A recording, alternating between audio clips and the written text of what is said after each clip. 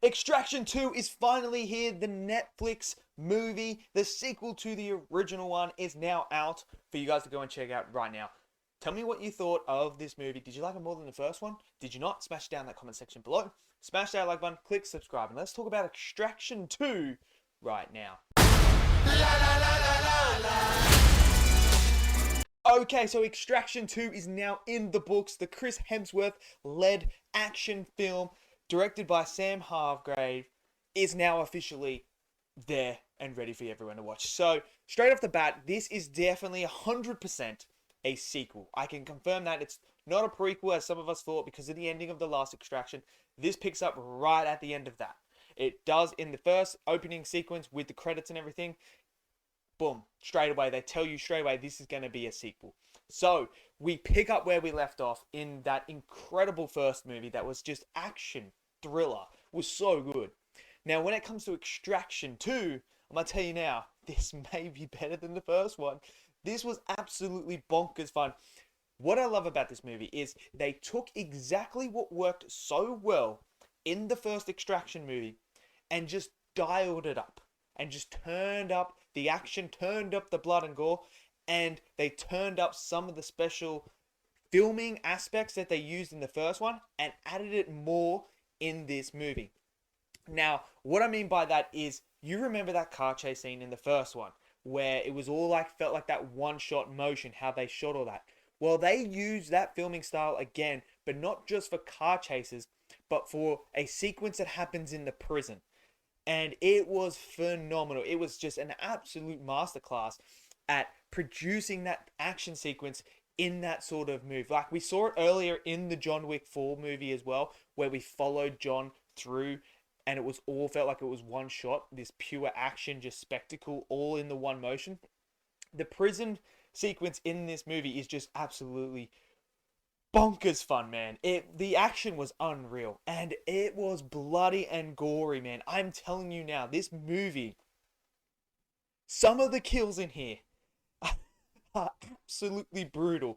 There's the stuff in the prison. There is like these, oh man, some of the brutalest kills I've ever seen. Then there's other scenes in here I'll just tell you guys, if you guys have seen it, you know what I'm talking about. Let's just say making the most of your workout. Now, if you guys know what I'm talking about, it's towards the end of the movie in the final act.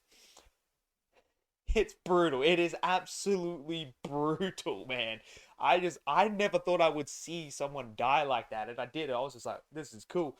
But the whole action, it was just done so well. It was choreographed brilliantly. It all flowed. It worked. The cinematography was on point for the action, so you could see what was going on.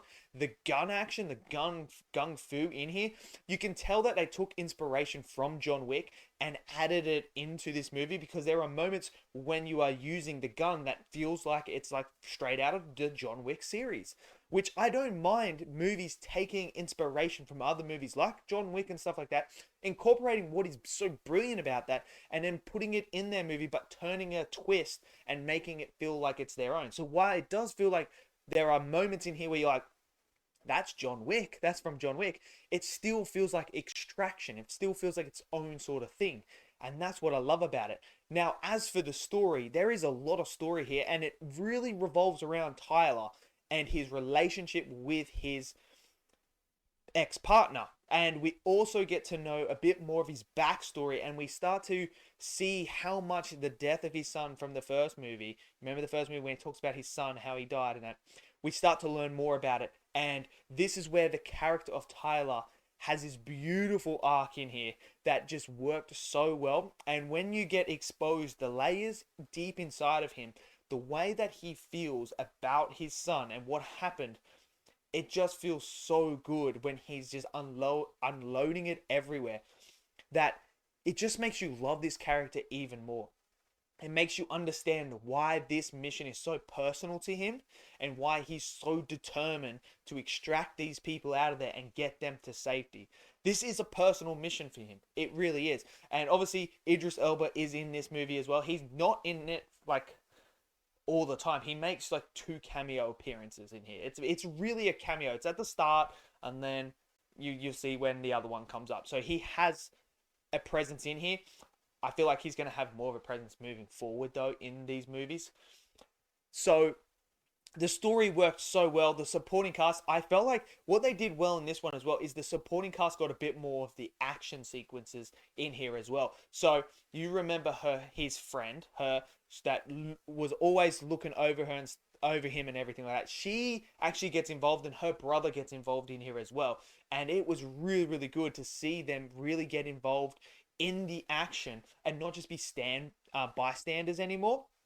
So I loved how they incorporated that, and they just solidified that bond that Tyler had with them, and why he wants them to go on every single mission with him, and why he trusts them. So I thought that was all great. The villains, I like the villains in this movie. I really do. They felt menacing. They felt like they were like, what's the word I'm looking for? They were the ones that you're kind of like, yeah, just don't mess with them. And what I love is they feel like they're from Taken, but not at the same time. So it's like they got that idea of Taken villains, but again, made it unique to their own story. And it worked. And it really does feel like this family dynamic here is what is at the core center of this plot. And it worked on so many levels for me.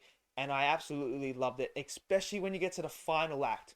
The final act, I felt like it wasn't like the big blow, bombs going galore or anything like that. It's very different from the last movie's final act. Like, you remember the last final movie where he's on the bridge and everything like that. Completely different to that, but it fit this movie and it worked well. And the ending to this movie I thought was absolutely superb. And for Tyler's character and his arc, dealing with his son, I thought was absolutely fantastic.